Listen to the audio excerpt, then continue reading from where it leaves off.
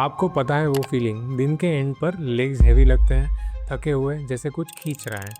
हम सब उसे इग्नोर कर देते हैं। हम बोल देते हैं आज काम ज़्यादा था, वर्कआउट टफ था, या फिर बस एज हो रही है। लेकिन क्या हो अगर वो सिर्फ नॉर्मल टायर्डनेस ना हो?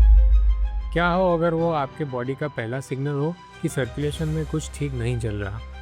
मेरे एक पेशेंट ने सालों तक अपनी वेरिकोज वेन्स छुपाई, सिर्फ डर की वजह से।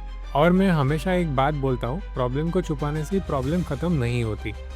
अगर इश्यू है तो जितना जल्दी एड्रेस करोगे उतना बेटर रिजल्ट मिलेगा। आज मैं आपको बताऊंगा कि ये हैवी फीलिंग एक्चुअली क्या होती है, क्यों होती है, और आप इसको कैसे मैनेज कर सकते हो। ये हैवीनेस एक्चुअली क्या है? सबसे पहले एक बात क्लियर कर लेते हैं। ये जो हैवी टायर्ड या डल पेन जैसा सेंसेशन होता है लेग्स में, ये सिर्फ आपके दिमाग के वहम की बात नहीं है। और अक्सर ये सिंपल मसल फैटिग भी नहीं होता। कई लोगों में ये साइन होता है कि वास्कुलर सिस्टम अपना काम प्रॉपरली नहीं कर पा रहा। आप अपने सर्कुलेशन को एक ट्रैफिक सिस्टम की तरह सोचो। जब सब स्मूथ चल रहा होता है तो कोई प्रॉब्लम नहीं होती, लेकिन अगर कहीं ब्लॉकेज या बैकफ्लो हो जाए तो ट्रैफिक जाम लग जाता है। ये जो हैवी और स्लगिश फीलिंग है ना, ये बेसिकली वेन्स में ट्रैफिक जाम का सिग्नल है। ब्लड जो हार्ट तक वापस जाना चाहिए वो एफिशिएंटली ऊपर नहीं जा पा रहा, और सबसे पहले इसका इफेक्ट आपको लेग्स में फील होता है। अब समझते हैं अंदर क्या हो रहा होता है। सबसे कॉमन रीज़न होता है क्रॉनिक वीनस इनसफिशिएंसी, जिसे हम CVI कहते हैं। आपके लेग्स में ग्रेविटी के अगेंस्ट ब्लड को हार्ट तक पुश करना पड़ता है। इसके लिए वेन्स के अंदर छोटे छोटे वन वे वाल्व्स होते हैं। इन्हें आप वन वे डोर समझ सकते हो।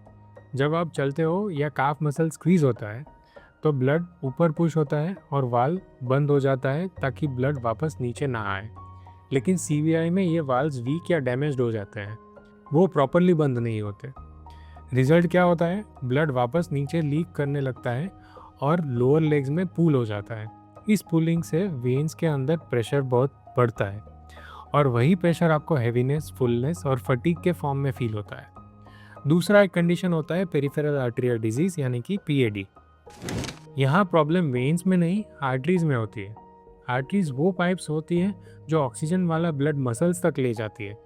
जब इनमें फैटी प्लैक जमने लगता है तो आर्टरीज नैरो हो जाती है और ब्लड फ्लो कम हो जाता है। PAD का क्लासिक सिम्टम होता है वॉकिंग के टाइम काव्स में पेन या क्रैम्प आना, जो रेस्ट करने पर ठीक हो जाता है। इसे क्लाउडिकेशन कहते हैं।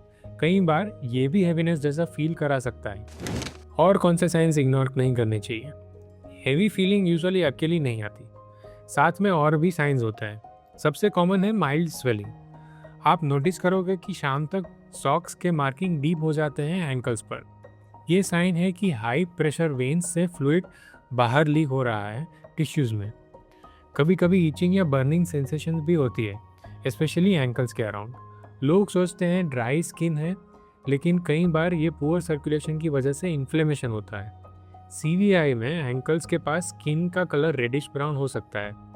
ये इसीलिए होता है क्योंकि रेड ब्लड सेल्स बाहर लीक करके आयरन डिपॉजिट कर देते हैं स्किन में। सीवियर PAD में स्किन पेल लगती है या टच करने पे ठंडी लगती है।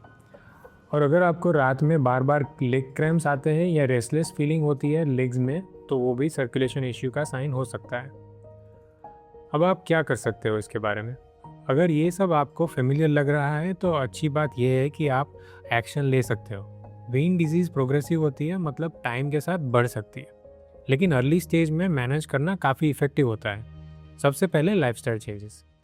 अगर आपका काम ऐसा है जहां आप लॉन्ग टाइम तक बैठे या खड़े रहते हो, तो हर 45 मिनट्स या 1 घंटे में शॉर्ट ब्रेक लो। अगर खड़े हो तो थोड़ी देर बैठ जाओ। अगर बैठे हो तो उठकर थोड़ा वॉक करो।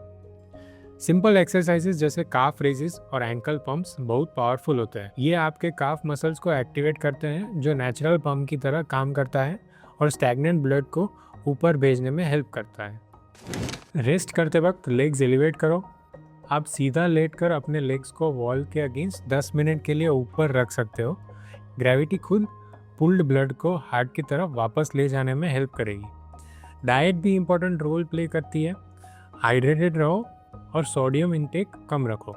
पैकेज स्नैक्स और प्रोसेस्ड फूड में सॉल्ट ज़्यादा होता है, जो फ्लूइड रिटेंशन बढ़ाता है और स्वेलिंग को वर्सन करता है। लेकिन सबसे इम्पोर्टेंट स्टेप ये है कि अगर ये सिम्टम्स रेगुलरली हो रहे हैं तो डॉक्टर से कंसल्ट करो। इसे सिर्फ एजिंग मत समझो। वेन प्रॉब्लम्स के लिए एक सिंपल पेनलेस टेस्ट होता है जिसे ड्यूप्लेक्स अल्ट्रासाउंड कहते हैं। इसे वेन्स में ब्लड फ्लो क्लियरली दिख जाता है। आर्टरी प्रॉब्लम्स के लिए एक सिंपल टेस्ट होता है एंकल ब्रेकियल इंडेक्स यानी कि ABI। ये भी क्विक और एक्यूरेट टेस्ट है जो बताता है कि ब्लड फ्लो कैसा है। ये जो हेवी फीलिंग है ना लेग्स में, ये सिर्फ एनोयंस नहीं है, ये आपके बॉडी का अर्ली वार्निंग सिस्टम है। अगर आप साइंस को समझो, कॉज को पहचानो और टाइम पर एक्शन लो तो आप सिचुएशन को कंट्रोल में रख सकते हो और फ्यूचर कॉम्प्लिकेशन से बच सकते हो।